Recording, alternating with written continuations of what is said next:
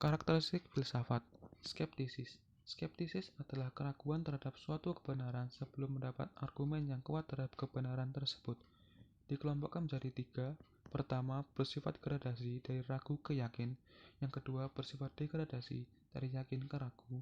Yang ketiga, bertahan sofisme, terus-menerus ragu. Sifat gradasi diungkapkan oleh René Descartes, filsuf Prancis Cogito ergo sum. Saya berpikir, maka saya ada. Yang kedua, komunalisme.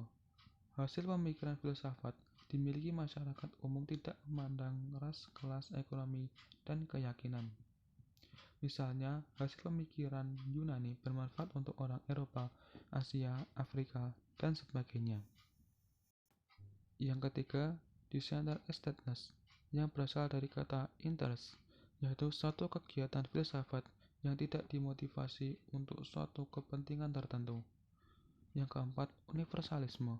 Filsafat bersifat umum, berarti filsafat adalah hak seluruh umat manusia secara umum atau sifatnya internasional. Secara semua umat manusia berhak mengadakan kajian filsafat. Apa gunanya filsafat bagi manusia? Filsafat mampu memberikan pemahaman yang menyeluruh atau general terhadap suatu wujud atau ontologi, sekaligus memberikan konsep kebenaran, justifikasi terhadap wujud tersebut. Dengan kebenaran, manusia akan bertindak bijaksana atau wisdom. Filsafat dapat memberikan kepuasan bagi filsuf atau seorang karena kemampuannya dalam menggambarkan problem kehidupan yang sedang dan akan dihadapi sesuai dengan luasan pemahamannya. Plato mengatakan, berpikir dan memikirkan itu suatu kenikmatan yang luar biasa dan kebahagiaan yang paling berharga. Filsafat dapat dijadikan sebagai bahan pijakan untuk merubah dunia. Karl Marx mengatakan, filsafat tidak hanya menjelaskan pada dunia atau interpret the world, melainkan juga merubahnya. Problematika filsafat secara umum terbagi menjadi tiga. Yang pertama, ontologi, yaitu mengkaji hakikat segala sesuatu, yang terbagi menjadi dua. Yang pertama, kualitas. Monisme, asal alam terdiri dari satu unsur. Mono artinya satu. Thales dari air, Anaximander dari apeiron, Anaximenes dari udara, Demokritos dari tanah. Dualisme, yang mengatakan alam semesta terdiri dari dua unsur, yaitu materi dan roh. Tokohnya Anaxagoras dan Aristoteles. Pluralisme, alam semesta terdiri dari empat unsur, air, angin, api, tanah. Tokohnya Empedokles dan Leucippus. 2. Kualitas. Pandangan ini membicarakan bagaimana alam berproses. Dalam kaitannya muncul 4 teori. Mekanisme, yang mengatakan bahwa segala sesuatu berproses secara mekanik.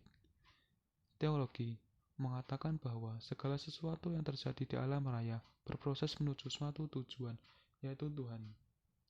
Determinisme, kejadian di alam ini berproses melalui suatu ketentuan yang telah ditetapkan sebelumnya, baik oleh hukum alam maupun oleh Tuhan. Indeterminisme, segala kejadian di alam ini berlangsung secara bebas, tanpa kendali tertentu dari Tuhan atau kekuatannya. 2. Epistemologi, membicarakan dua hal. A. Hakikat pengetahuan. Muncul tiga pandangan. Realisme, yaitu pengetahuan manusia real adanya dalam kehidupan. Idealisme, yaitu hakikat ilmu pengetahuan tidak terdapat dalam dunia real, melainkan konsep ideal atau dunia ide-ide. Pragmatisme, yaitu untuk menyelesaikan suatu permasalahan harus praktis dan bermanfaat. B. Sumber pengetahuan, muncul tiga pandangan. Rasionalisme, mengatakan bahwa sumber pengetahuan muncul dari rasio atau akal manusia. Empirisme, sumber pengetahuan adalah indera manusia.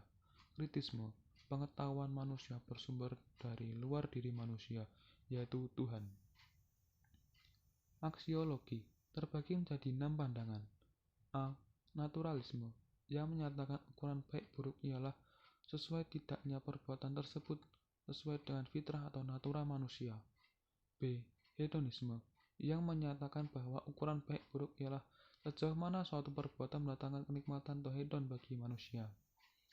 C. Vitalisme, Ukuran baik buruk ditentukan oleh sejauh mana suatu perbuatan tersebut dapat mendorong manusia untuk hidup lebih maju. D. Utilitarianisme. Ukuran baik buruk ditentukan oleh ada tidaknya suatu perbuatan mendatangkan manfaat bagi manusia. E. Idealisme. Ukuran baik buruk ditentukan oleh sesuai tidaknya suatu perbuatan dengan konsep ideal atau rancang bangun pikiran manusia. F. Teologis. Baik buruknya suatu perbuatan ditentukan oleh sesuai tidaknya suatu perbuatan dengan ketentuan agama. Theos yang artinya Tuhan. Berdasarkan uraian problematika di atas, kebenaran itu bersifat relatif, tergantung pada latar belakang pendidikan, sosial, budaya, agama, dan sebagainya. Bagaimanakah hubungan ilmu filsafat dan agama? Ilmu adalah sistem dari berbagai pengetahuan yang masing-masing mengenai suatu pengalaman tertentu yang disusun melalui sistem tertentu, sehingga menjadi suatu kesatuan. Menurut Harsojo, ilmu terdiri dari 3 kesimpulan, yaitu 1. Merupakan akumulasi pengetahuan yang disistematikan. 2.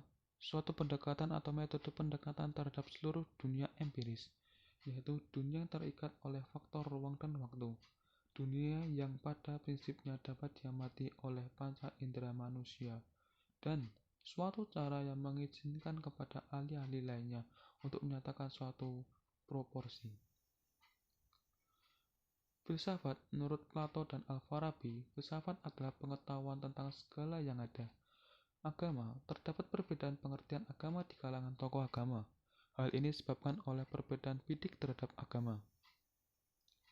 Agama diartikan secara praktis adalah suatu keyakinan akan adanya aturan atau jalan hidup, way of life, yang bersumber dari suatu kekuatan yang absolut, yaitu Tuhan. Agama memiliki 4 perangkat sebagai berikut. Ada pengatur atau Tuhan sebagai kebenaran yang pertama dan terakhir. Yang kedua, ada aturan atau kode hukum yang harus dipahami yang termaktub dalam kitab suci dan kebenaran bersifat absolut.